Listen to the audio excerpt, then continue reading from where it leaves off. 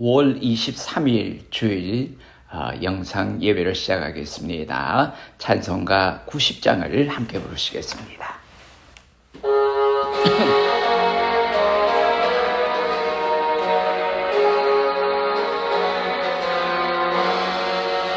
주 예수 내 걸기 전 날 먼저 사랑했네. 거거신 사랑 나타나 내 영혼 거듭났네. 주 내 맘에 늘 계시고 나 주의 안에 있어. 저 포도비유 같으니 참 좋은 나의 친구.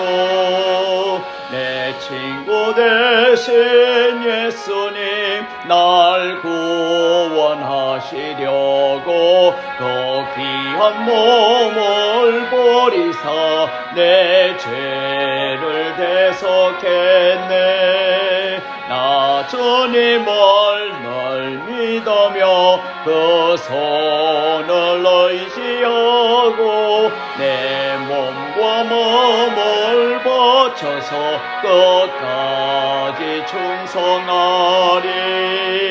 내 진실하신 친구여 근원에 내려주사 날 항상 보시고 내 방패 되옵소서.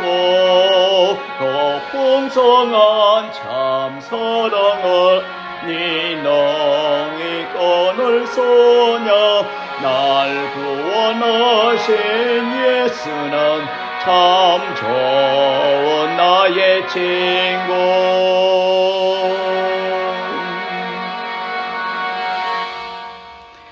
오늘 우리에게 주시는 하나님의 말씀은 신약성경 마가복음 12장 1절에서 12절까지 말씀이 되겠습니다.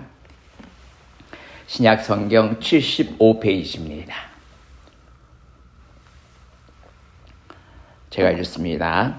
예수께서 비유로 그들에게 말씀하시되 한 사람이 포도원을 만들어 산 울타리로 두르고 좁지 않은 터를 만들고 망대를 지어서 농부들에게 세로 주고 타국에 갔더니 때가 이름에 농부들에게 포도원 소출 얼마를 받으려고 한 종을 보내니 그들이 종을 잡아 심히 때리고 그저 보내었거늘 다시 다른 종을 보내니 그의 머리에 상처를 내고 능욕하였거늘 또 다른 종을 보내니 그들이 그를 죽이고 또 그 외 많은 종들도 더러는 때리고 더러는 죽인지라.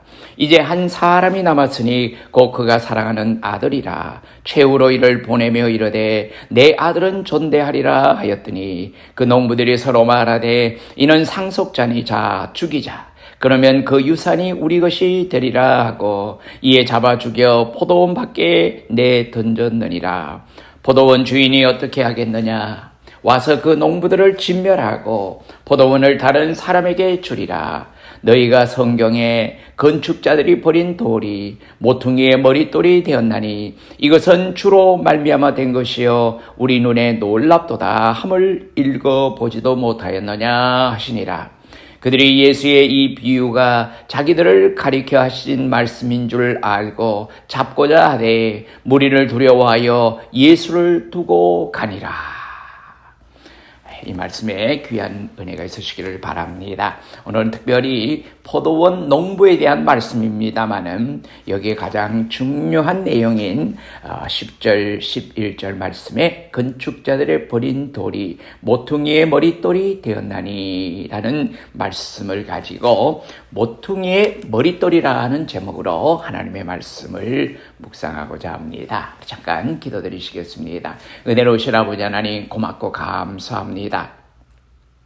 우리는 늘 부족하고 연약한 모습으로 살아가지만은 하나님께서 우리를 통하여서 귀하신 뜻을 이루고자 우리로 하여금 아버지 하나님께서 보내주신 귀한 아버지 버림받은 돌이 우리의 삶에 있어서 가장 귀한 모퉁이 돌이 되게 하시는 놀라운 기적과 같은 역사를 체험하며 살아갈 수 있도록 은혜 베풀어 주심을 감사합니다. 오늘도 참된 구원의 자리에 우리를 세우시고 하나님의 백성으로 부르시고 세우셨사오니 오늘도 진리의 말씀 가운데 아버지 하나님 우리 모두가 다 하나님께서 허락하시는 귀한 진리를 발견하고 그 말씀 속에서 참되고 아름다운 삶을 발견할 수 있도록 은혜 베풀어 주시옵소서. 오늘도 우리로 하여금 진리가 자유롭게 한다고 하는 귀한 사실 앞에 더욱더 겸손하고 더욱더 아버지 하나님 확신에 찬 모습으로 주님 앞에 아름다운 삶을 살아드릴 수 있도록 도와주시옵소서. 아버지 하나님 이 시간에도 아버지 하나님 우리의 빈 마음들을 채워주시옵소서. 우리의 연약한 모습들을 채워주시고 하나님의 은혜가 풍성히 임하는 복되고 거룩한 예배의 시간이 되게 역사하여 주시옵소서. 예수님 이름으로 감사하며 기도드리옵나이다. 아멘. 한 소녀가 어느 날 옛날 부모가 연애하던 시절 아버지가 어머니에게 보냈던 연애 편지 한 통을 발견했습니다. 소녀는 아버지가 어머니에게 썼던 그 편지를 보고 한편으로는 유치하기도 하지만은 너무나도 진실해 보여서 그 편지를 들고 아버지에게로 가서 말없이 그 편지를 아버지에게 보여주었습니다. 그런데 그 편지를 받아서 읽던 아버지의 얼굴이 울그락불그락 변하더니 소리를 치는 것이었습니다. 야, 이놈은 도대체 어떻게 생겨먹은 놈이야? 내가 이런 녀석과 사귀고 있다니 정말 한심하구나. 지금 당장 이놈과는 만나지 말도록 해라. 아버지, 사실은 그 편지는 하고 말을 이어가려는데 아버지가 시끄러! 이렇게 유치하기 짝이 없는 편지를 쓰는 녀석일랑 당장 헤어져. 딸은 도저히 말로는 되지 않자 그 봉투를 아버지에게 주었습니다. 그 봉투에는 받는 사람은 자신의 아내요, 보내는 사람은 자신의 이름이 쓰여져 있었고 우표 위에는 그로부터 25년 전에 우체국에 소인이 찍혀 있었습니다. 자, 사람은 자신이 한 행동, 자신의 한 말 등을 쉽게 잊어버립니다. 정치판에서도 쉽게 자신의 입장과 생각으로 상대를 글이나 말로서 공격을 하지만은 나중에 그것이 자기에게 부메랑이 되어 돌아와서 자신의 발목을 잡는 경우들을 많이 보게 됩니다. 자신이 과거에 했던 말, 행동, 모든 일을 나중에 후회하거나 번복하지 않는 삶을 살기 위해서 우리는 매번 노력하는 삶을 살아야 될 줄로 압니다. 오늘날 세계 여러 나라에서는 테러와의 전쟁과 또 그 보복의 악순환이 계속되고 있는 가운데 평화는 요원한 것처럼 보입니다. 이스라엘 백성은 무슨 죄가 있기에 지난 2000여 년 동안 유리방황하며 나라 없이 고생했으며 이제 나라를 건설한 지 50여 년 동안에 얼마나 많은 전쟁 속에 살아야 했습니까? 불과 며칠 전까지만 해도 이스라엘과 팔레스타인이 열흘가량 서로 심각한 폭격으로 많은 사상자가 나왔습니다. 자, 이것은 따지고 보면은 성경대로 결국 하나님께서 이스라엘 백성들에게 주신 사명을 저버리고 하나님께서 주신 메시아이신 예수 그리스도를 영접하지 아니하고 배신한 죄의 결과라고 말할 수 있는 것입니다. 오늘 본문의 말씀처럼 건축자들의 쓸모없다고 버린 돌이 다른 건축자에게는 머릿돌로 쓰인 사건입니다.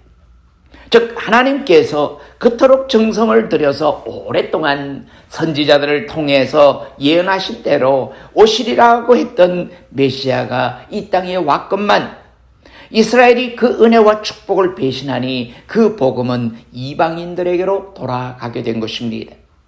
여기에 대한 해설은 요한복음 1장 12절 13절에서 명백히 게시되어 있습니다.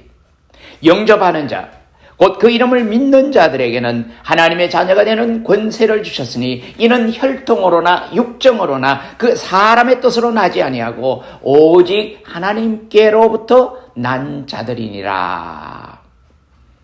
즉 어떤 건축자들에게는 버림받은 돌이 다른 건축자에게 가서는 그 건물의 중심이요 또 시작인 머릿돌, 기초돌이 될 수 있다는 것입니다. 인간이 하나님의 자녀가 되는 것은 가문이나 또 학벌이나 외모나 지식이나 기득권에 있는 것이 아니라 오직 예수 그리스도를 영접하는 것을 통해서 될 수 있다고 하는 은총의 메시지가 주어진 것입니다. 우리는 본래 이방인이었지만은 예수 그리스도를 믿음으로 말미암아 영적으로 참 이스라엘이 되었습니다. 영적으로 참 유대인이 되었습니다. 이 말씀 내용은 이미 구약 성경에 기록되었으리만큼 신구약 성경은 철저히 하나님의 은혜로 하나님의 자녀가 될 수 있으며 이것은 사람의 방법으로 된 것이 아니요 하나님으로 말미암아 된 것임을 분명히 밝혀 말씀하고 있는 것입니다. 그러면 우선 오늘 본문을 자세히 살피면서 오늘 본문이 우리에게 주시는 오늘의 메시지가 무엇인지를 함께 나누어 보려고 합니다. 오늘 본문은 예수님께서 포도원 비유를 통해서 이스라엘 민족의 불신앙을 책망하고 경고하고 있는 내용입니다. 여러분이 아시는 대로 구약의 역사를 보면은 이스라엘 백성들에게 하나님께서 선지자를 통해서 예언자를 통해서 무수히 많은 것을 증거하셨고 많은 진리를 선포하셨습니다. 근데 그 귀한 진리, 그 귀한 뉴스를 접하지 않고 그 복음을 접하지 않고 결국은 배척하고 선지자들을 때리고 학대하고 또 예언자들을 죽이고 여러 가지 있었던 사건들을 이 포도원 비유에다가 비유해서 말씀하고 있는 것입니다. 자, 왜 예수님께서는 갑자기 포도원 비유로 말씀을 하셨을까요? 예수님께서는 예루살렘에 상경하셔서 무리들로부터 호산나 찬송을 받았습니다. 그렇지만은 유대 지도자들은 그를 적대시하고 죽일 음모를 꾸미게 되었습니다. 특히 예수님께서 성전 청결하게 하신 사건과 또 무화과 나무를 저주한 사건들을 계기로 해서 유대 종교 지도자들과 심한 충돌을 일으켰고 이른바 파워 게임이 노골화되었습니다. 예수님께서는 이미 제사장들, 서기관들 그리고 바리새인들이 합작하고 더 나아가서는 전 민족적으로 메시아이신 예수님을 배신하고 십자가에 죽일 것을 다 알고 있었습니다. 그러나 이 놀라운 구원의 은총을 이스라엘은 배신하여 그리스도를 거부했으나 복음은 이방인에게 전달되어서 온 세상에 퍼질 것을 이미 내다보신 것입니다. 여러분, 이스라엘 백성들이 복음을 거부했지만은 그 거부한 복음이 이방인을 타서 전 세계에 복음화가 이루어지고 있는 것입니다. 그래서 오늘 말씀하신 비유는 유대 지도자들에게 유대 종교 지도자들에게 하신 것으로 비유를 끝마친 후에 무리들이 예수를 체포하려는 음모를 꾸민 것을 보면은 그 비유의 참 의미를 제대로 깨달았음을 알 수가 있습니다. 자, 그 비유는 이러합니다. 한 사람이 포도원을 일구어서 온갖 시설을 다 갖추었습니다. 산 울로 두르고 포도즙 짜는 자리를 파고 망대를 지어서 감시하는 시설까지 다 갖추었습니다.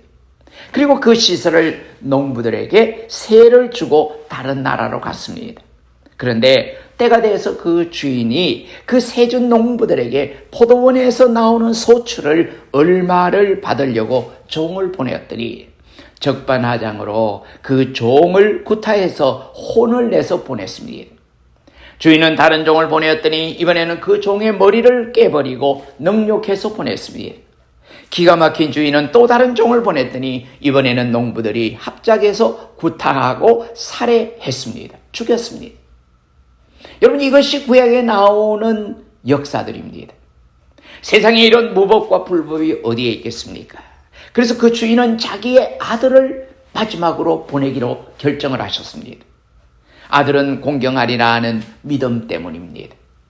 그러나 농부들은 생각하기를 아들은 상속자이니 죽여버리면 그 주인의 취할 태도가 어떻겠는가 함이었습니다. 주인은 당연히 그 악한 농부들을 진멸하고 그 포도 농장을 다른 사람에게 주지 않겠는가 하며 말하고 있는 것입니다. 이것이 바로 예수님의 포도원 비유의 진리라고 하는 것입니다. 그 포도원 내용의 깊은 내용입니다. 그래서 예수님은 건축자가 버린 돌이 집 모퉁이의 머릿돌이 되었나니라는 말씀으로 인용을 하게 됩니다. 이 뜻은 그리스도를 영접하지 않고 하나님의 사랑과 은혜와 축복을 배신한 이스라엘 백성들에게 축복을 거두어 가시고 복음이 이방인에게 갈 것을 말씀하신 경고의 메시지라고 하는 것입니다. 여러분, 물론 우리 이방인들에게는 그것이 큰 축복이요 은혜입니다. 이 이스라엘 백성들이 복음을 제대로 받아들이지 않음으로써 이방인인 우리들에게까지도 복음이 전파될 수 있는 기회를 허락하셨다는 말씀입니다. 그런데 그 비유를 들은 유대인들은 자기 자신을 가르치는 줄을 알아듣고 예수님을 체포하고 구속하려고 했으나 아직도 예수님의 제자들이 너무 많이 따르고 있기 때문에 실행하지를 못했습니다. 사랑하는 성도 여러분, 우리는 오늘 읽은 본문을 묵상하면서 두 가지 큰 진리를 깨닫게 됩니다. 첫째는 절대로 하나님의 은혜와 축복과 사랑을 저버려서는 안 된다고 하는 것입니다. 둘째는 예수 그리스도는 모퉁이의 머릿돌이라는 사실입니다. 그러면 이 진리를 좀 더 자세하게 우리가 한번 생각을 해보아야 될 것입니다. 첫째로 하나님의 은혜와 축복과 사랑을 배신해서는 안 된다는 것이죠. 여러분들께서 이미 보신 대로 이 지구상에서 가장 하나님의 은혜와 축복과 사랑을 많이 받은 사람들이 바로 이스라엘 백성들입니다. 본래 아브라함은 갈대아우르 지방의 사람으로서 우상을 만드는 집의 아들이었습니다. 하나님은 그를 선택해서 메시아의 조상이 되도록 하셨습니다. 그리고 그를 통해서 한 족속을 이루고 한 민족 또 한 국가를 이루도록 하셨습니다. 그리고 하나님은 이스라엘 백성의 연약함과 불순종에도 불구하고 그들을 사랑하시고 또 시시때때로 도우시며 기적의 역사를 보이시며 결정적인 시기 때마다 하나님께서 권능으로 함께 하셨습니다. 특별히 출애굽 때에 보여주신 하나님의 기적은 여호와 하나님만이 창조주이시며 구원의 주인인 것을 만천하에 알게 해주셨습니다. 우리가 상상할 수 없는 기적과 같은 역사들이 출애굽을 통해서 나타나는 것을 보게 되었습니다. 이스라엘 백성들이 40년 동안 광야 생활에 아무런 어려움이 없고 불편함이 없도록 하나님께서 먹을 것과 또한 밤에 불기둥으로 낮에 구름기둥으로 저들을 인도하신 사건을 우리는 너무나 잘 압니다. 그리고 홍해가 가로막혔을 때 하나님께서 하나님의 능력으로 기적을 베푸시고 홍해가 둘로 갈라지는 역사를 베푸시고 그 속으로 지나가는 놀라운 축복을 누리게 하셨습니다. 또한 광야에서 이 불기둥과 구름기둥으로 이스라엘을 보호하실 뿐만 아니라 우리 조금 전에도 말씀드렸지만은 홍해를 육지같이 가르고 그리고 40년 세월 동안에 매일매일 만나를 허락해 주시고 그리고 고기가 필요할 때 메추라기를 보내서 배불리 먹게 하시며 마지막에는 여리고를 믿음으로 정복할 수 있도록 가나안에 입성할 수 있는 길을 하나님께서 허락해 주셨습니다. 하나님께서 이스라엘의 전체 역사를 통해서 그의 전능하신 능력으로 이적을 베풀어 주셨기 때문에 그들은 습관적으로 이적을 보고서야 믿는 일에 익숙할 정도였습니다. 이스라엘의 모든 역사에 보여주신 하나님의 은혜와 축복과 사랑의 손길은 그렇게 크신데도 불구하고 막상 메시아가 이 땅에 왔지만은 그를 영접하지 아니하고 배척하는 자리에까지 나가게 된 것입니다. 그뿐만 아닙니다. 하나님의 은혜와 축복을 망각하고 하나님을 배신하고 주님을 배신해버렸습니다. 하나님의 은혜와 축복과 사랑을 발길로 걷어찬 이스라엘이 하나님의 진도를 산 것은 당연한 일입니다. 사랑하는 성도 여러분, 우리가 하나님으로부터 받은 바 은혜가 얼마나 많으며 받은 바 축복이 얼마나 크며 받은 바 사랑이 얼마나 됩니까? 우리가 병들었을 때 우리를 낫게 하신 분이 하나님 아니십니까? 우리가 지치고 피곤하고 연약할 때 우리에게 새 힘을 주신 분이 주님이 아니십니까? 우리가 완전히 실패해서 바닥에 머물러 있을 때, 주저앉아 있을 때 하나님께서 강하게 손을 펴주시고 또 그 편팔로 우리를 일으켜 세우신 분이 주님이 아니십니까? 그런데 이제 와서 주님의 은혜를 잊어버리고 망각하고 주님의 사랑을 배신하는 것은 말이 안 된다는 것입니다. 하나님의 축복을 축복으로 알아야 합니다. 하나님의 은혜를 바른 은혜로 알아야 합니다.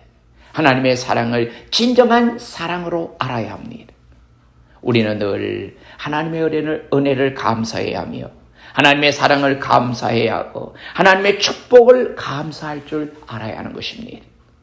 사람끼리도 제일 큰 악이라고 하는 것이 은혜를 원수로 갚는 배신 행위를 가장 큰 악행이라고 말합니다. 그런데 어찌 하나님의 은혜와 축복과 사랑을 헌신짝처럼 버리듯 버릴 수가 있다는 말입니까? 이 세상에서 하나님의 은혜를 배신하고서 잘된 사람은 한 사람도 찾아볼 수가 없습니다. 이 세상에서 하나님의 사랑을 발길로 차고 또 잘 사는 사람 하나도 보지를 못했습니다.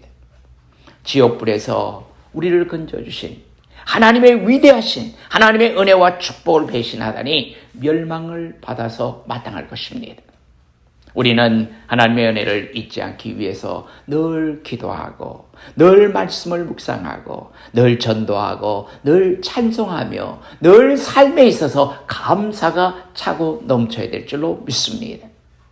구원을 두렵고 떨림으로 이루어가라고 하는 말씀의 뜻도 우리가 이 땅에서 성화의 과정, 거룩하게 변화되어가는 그 과정을 걷는 중에 부단 없이 힘쓰고 애써야 할 것을 가르쳐주고 있는 내용입니다. 둘째는 예수 그리스도는 모퉁이의 머릿돌이라고 하는 확실한 신앙을 가지고 살 때 우리는 늘 새 힘을 얻게 됩니다. 모퉁이 돌은 건축물의 벽을 연결하는 돌입니다.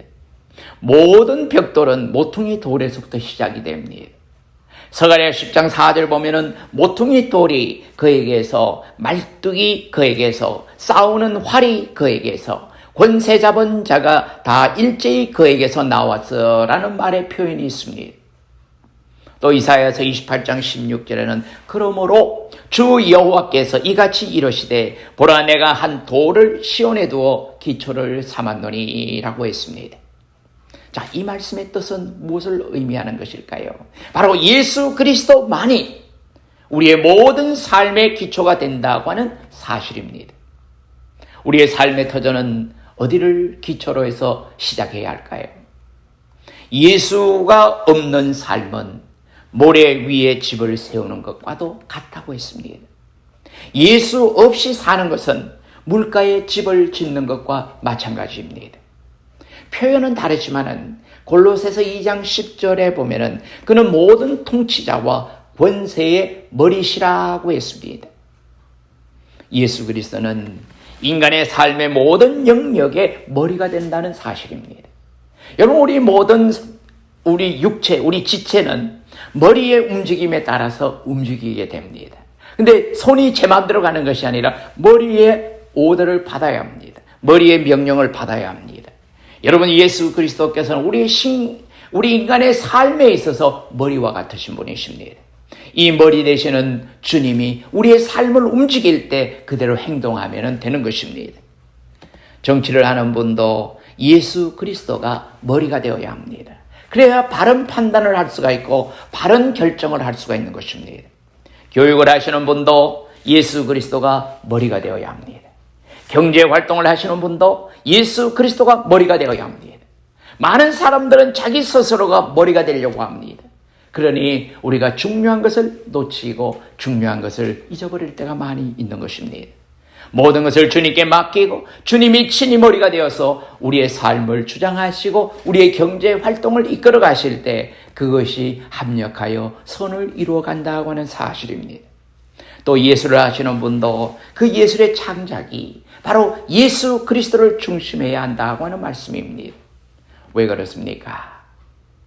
그 이유는 예수 그리스도는 인간의 모퉁이의 머릿돌이 되기 때문입니다. 예수 그리스도는 우리 인간의 삶의 출발점이자 종착역입니다. 그 이유는 예수는 우리의 믿음의 근거요 또한 소망이기 때문입니다. 예수 그리스도는 우리의 구원이며 또한 소망이기 때문입니다. 세상의 것을 다 가져도 예수가 없는 삶은 모든 것을 다 잃어버린 것과 마찬가지입니다. 세상의 학문을 다 통달해도 예수 없는 삶은 모든 것을 다 잃어버린 것과 같습니다. 예수님은 모퉁이의 머릿돌입니다. 그가 있음으로 오늘 내가 있는 것입니다. 예수님이 있음으로 내가 있다는 사실입니다. 그는 우리의 마지막, 우리가 의지해야 할 마지막 보루인 것입니다. 그 예수님은 우리의 마지막 희망입니다. 여러분, 이 세상이 얼마나 많이 혼탁해져 가고 있습니까? 얼마나 많은 혼란 속에 빠져들어갑니까? 그러나 우리의 마지막 희망이신 주님을 우리가 바르게 붙들고 믿음으로 말미암아 우리는 이 모든 삶을 유지할 수가 있고 지켜나갈 수가 있고 하나님의 뜻에 합당한 모습으로 살아갈 수가 있는 것입니다. 뿐만 아닙니다. 예수 그리스도는 현대인들에게 있어서 마지막 소망이라고 말할 수가 있는 것입니다. 하나님의 은혜와 축복과 사랑을 배신하지 말고 늘 감사하면서 모퉁이의 머릿돌 되시는 예수 그리스도를 힘있게 붙들고 날마다 승리하시는 저와 여러분들이 되시기를 주님의 이름으로 축원합니다. 기도하시겠습니다. 살아계셔서 역사하시는 아버지 하나님, 늘 우리로 하여금 어렵고 힘든 상황 속에서도 귀한 진리의 길을 발견하고 그 길을 향하여 나아갈 수 있는 은혜와 복을 주심을 감사합니다. 우리는 아버지 하나님께서 베풀어 주신 놀라운 은혜를 경험하고 그 은혜와 축복 가운데 살아가면서도 귀한 것을 놓칠 때가 많고 귀한 것을 우리가 잊어버릴 때도 참 많이 있습니다. 아버지 하나님께서 우리에게 주신 약속, 또 예수님을 우리의 머릿돌로 삼으심으로써 우리의 삶에 있어서 가장 귀하고 아름다운 것을 소유하며 살아갈 수 있도록 은혜 베풀어 주신 것을 감사합니다. 아버지 하나님, 이 험난한 세상 가운데서 우리가 예수님을 의지하고 바른 믿음 속에서 날마다 영육간에 승리하는 아름다운 감격을 누리며 살아갈 수 있는 성도들의 삶이 되게 인도하여 주시옵소서. 사랑하는 성도들, 여러 가지 어렵고 힘든 여건 가운데서라도 잘 견디며 잘 지나오게 하신 것을 감사합니다. 긴 터널과 같은 어려운 이 팬데믹 상황을 잘 지나오게 하시고 이제 마지막 아버지 하나님 관문을 우리가 지나오기를 위해서 아버지 마지막까지 우리가 노력하고 있습니다. 이제 아버지 얼마 남지 않은 모든 과정들을 다 극복하고 부족했던 부분들이 채워지는 놀라운 역사가 있게 하시고 우리의 활동에 아버지 하나님 제약이 있었던 모든 부분들이 자유로워지면서 아버지 하나님께서 계획하신 아름다운 세상 속에서 우리가 살아갈 수 있도록 은혜와 복을 허락해 주시옵소서. 아버지 하나님, 염려와 근심 가운데 있는 성도들에게 참 마음의 평안을 허락해 주시고 또한 아버지 주님께서 약속하신 아름다운 믿음 속에서 귀한 것 아름다운 것을 누리며 살아갈 수 있도록 주님 도와 주시옵소서. 생업도 지켜주시고 사업도 지켜주시고 하나님의 은혜 가운데서 풍성하고 아름다운 열매를 날마다 맺어 나갈 수 있는 귀한 성도들의 삶이 될 수 있도록 인도해 주시옵소서. 아버지 하나님, 연로하신 성도님들에게 맑고 깨끗한 영을 허락해 주시고 하나님의 나라를 늘 마음속에 소망하며 살아갈 수 있는 신령한 자리에 이르게 도와 주시옵소서. 성도들에게 귀한 것 아름다운 것을 채워주심으로 말미암아 날마다 영육간의 승리의 삶을 이루어 나갈 수 있도록 복에 복을 더하여 주시옵소서. 늘 함께 하시는 주님을 믿고 의지함으로 말미암아 오늘도 그 약속, 그 모든 것을 붙들고 나가는 사랑하는 성도들의 삶 가운데 늘 하나님이 함께하여 주시옵소서. 이제는 우리 주 예수 그리스도의 크신 은혜와 하나님 아버지의 무궁하신 사랑하심과 성령님의 감동 감화 교통 위로 인도하심이 아버지 하나님 앞에 예배하며 또한 아버지 하나님의 뜻을 이루기를 원하는 사랑하는 성도들 머리 위에 이제로부터 영원히 함께 계시옵기를 간절히 축원하옵나이다. 아멘.